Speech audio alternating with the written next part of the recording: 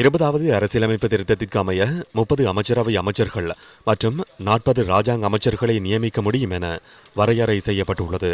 அதற்கமைய செயற்படாத ஜனாதிபதி அரசியலமைப்பிற்கமைய செயற்பட தவறியுள்ளதாக உத்தரவிட கோரி சட்டத்தரணி தர்ஷன வேரதுவோவினூடாக மனு தாக்கல் செய்யப்பட்டுள்ளது.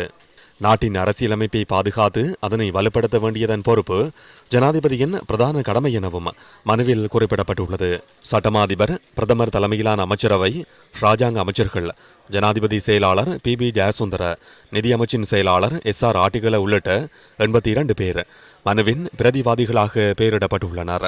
தற்போதைய நிதியமைச்சரால் பாராளுமன்றத்தில் சமர்ப்பிக்கப்பட்டுள்ள 2022ஆம் ஆண்டுக்கான வரவு செலவு திட்டத்தில் அரசாங்கத்தின் வருடாந்த செலவு 525 பில்லியனை விட அதிகமாக காணப்படுவதாகவும் மனுதாரர் உயர்நீதிமன்றத்திற்கு கோரியுள்ளார். தற்போதைய நிதியமைச்சராக பெசில் ராஜபக்ச நியமிக்கப்பட்டுள்ளமையும் அபிவிருத்தி துறைக்கு பொறுப்பான அமைச்சராக நாமல் ராஜபக்ச நியமிக்கப்பட்டுள்ளமையுமே இதற்கான பிரதான காரணம் எனவும் மனுவில் சுட்டிக்காட்டப்பட்டுள்ளது. இதனைத் தவிர சமல் ராஜபக்ச, நாமல் ராஜபக்ச, திலும் அமனுகம மற்றும் சுதர்ஷனி பெர்னாண்டோ புள்ளே ஆகியோர் ராஜாங்க அமைச்சர்களாக நியமிக்கப்பட்டுள்ளதாகவும் நீதிமன்றத்திற்கு அறிவிக்கப்பட்டுள்ளது.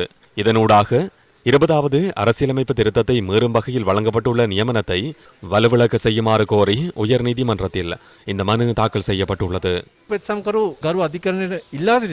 தற்போது நடைமுறையில் உள்ள அமைச்சரவை 2021ஆம் ஆண்டு ஜூலை 7ஆம் தேதியிலிருந்து சட்டப்பூர்வமானதல் எனவும் அதன் செயற்பாட்டை உடனடியாக நிறுத்துமாறும் இந்த நியமனத்தின் மூலம் ஜனாதிபதி அரசியலமைப்பை மீறியுள்ளதாகவும் மனுதாரர் நீதிமன்றத்தில் சுட்டிக்காட்டியுள்ளார்.